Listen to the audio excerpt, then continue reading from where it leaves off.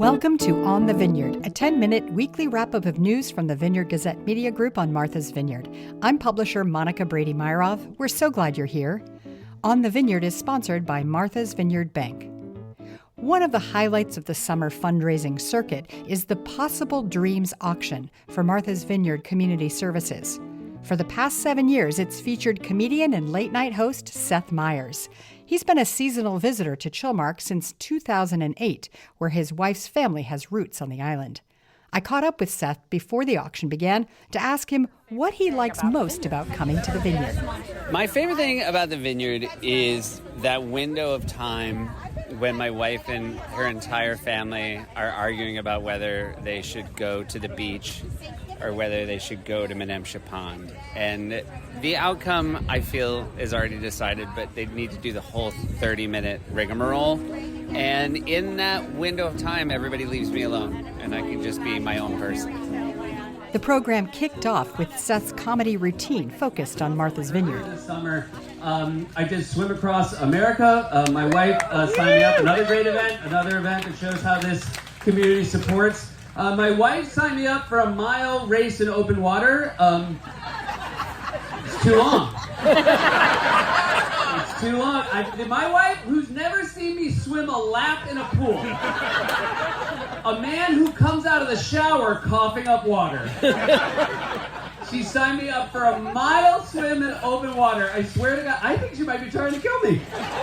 The last thing she asked me when I got in was, "Is the will in order?"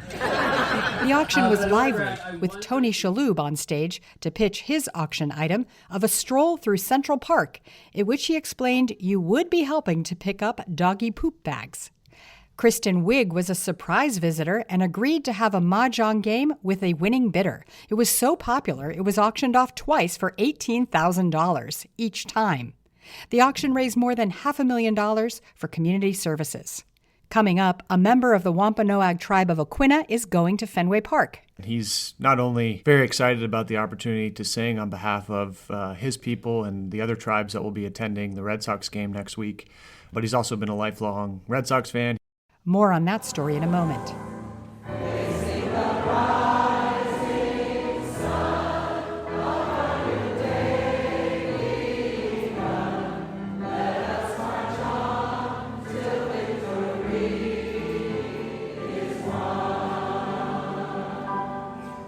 Earlier in the week, the Tabernacle was filled with word and song at the annual festival featuring Reverend Senator Raphael Warnock. Warnock said dark money is pushing ordinary people out of democracy. What I'm trying to say to you is that any nation that can do this, that can find itself in this place twice.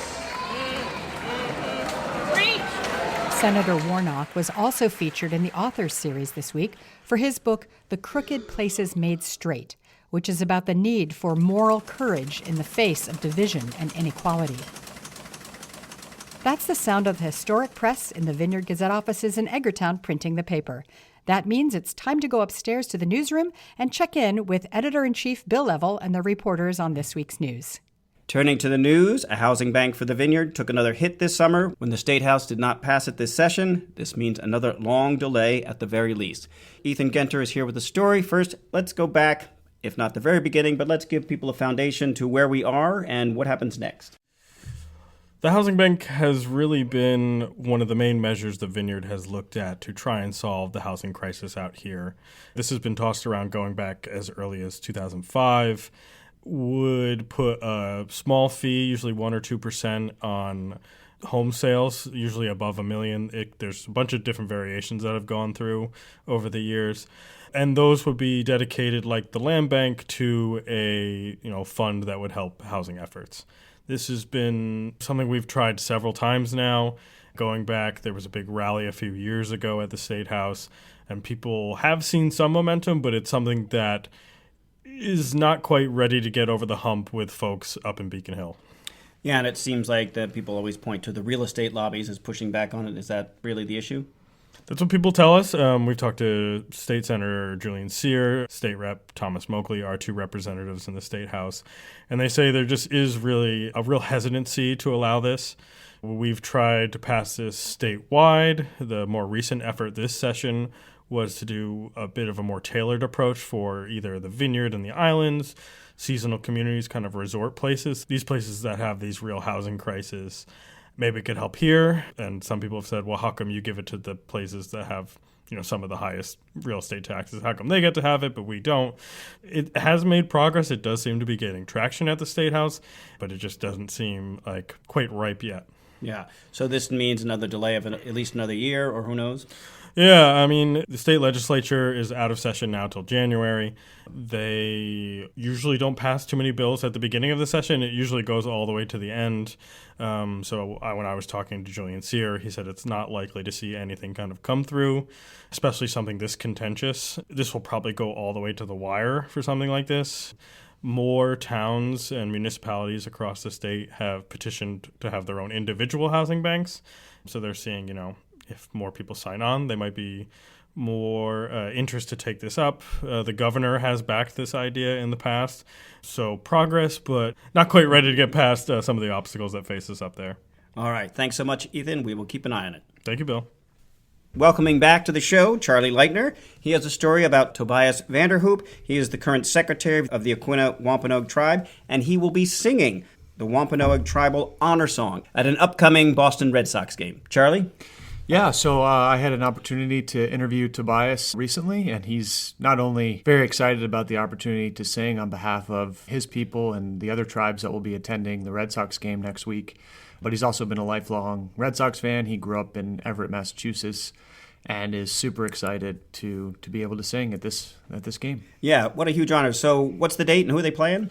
It's a Red Sox game on August 19th against the Diamondbacks. They're in a 3-game series. And that'll be the last game of that series.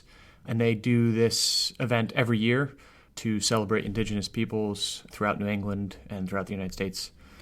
And you got to talk to Tobias a lot about sort of the Wampanoag Language Reclamation Project that was started by Jesse Littledoe Bear.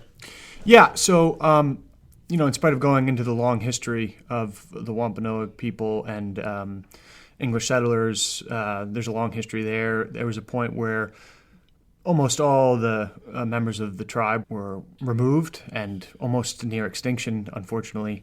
And in the 1990s, Jesse Littledoe Baird, who is a member of the Wampanoag tribe of Aquinnah, came to the community with an idea to start a language resurgence program near extinction, unfortunately.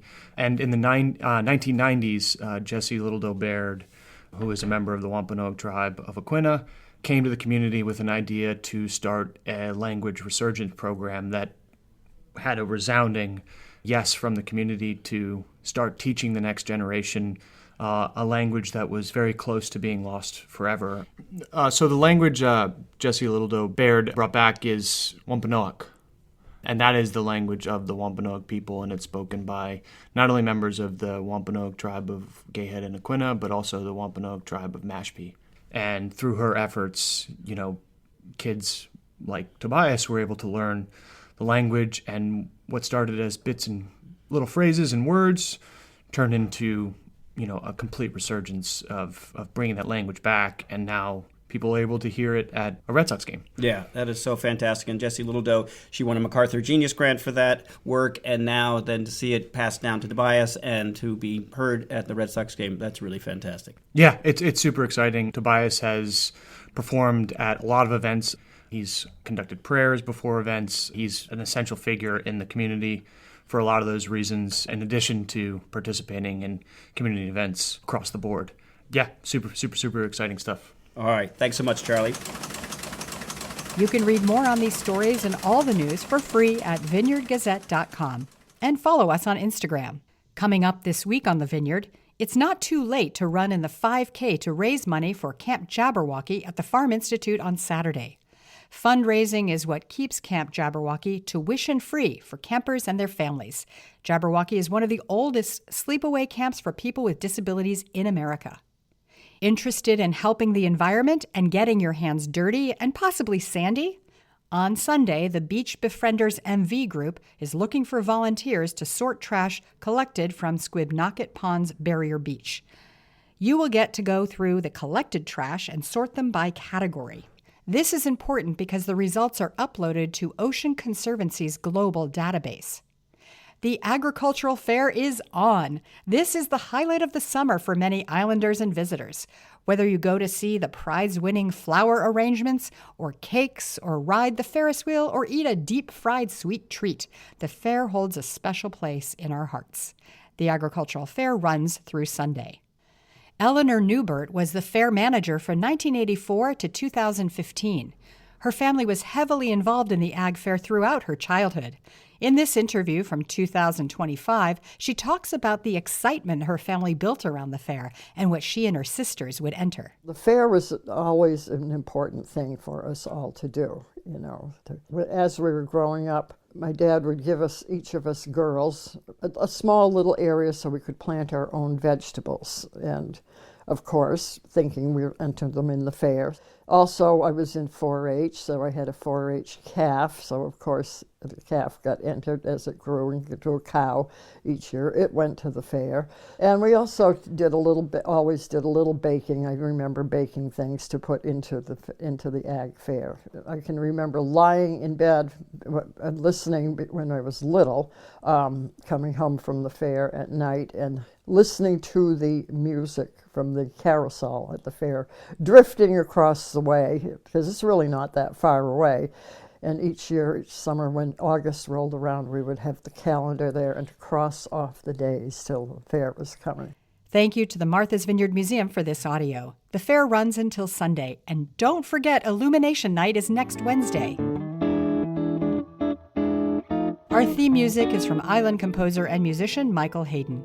If you like the show, please follow us so you won't miss an episode, and tell a friend who loves the vineyard. Thanks to our sponsor, Martha's Vineyard Bank, committed to supporting the Martha's Vineyard and Falmouth communities through their charitable foundation and local partnerships. Last year, the bank gave $9,400 to Harbor Homes to support the Homeless Prevention Program, which pairs secure living spaces with essential skills training. Martha's Vineyard Bank, your goals, our guidance. mvbank.com. I'm Monica Brady-Myrov. Thanks for joining us on The Vineyard. Talk to you next week.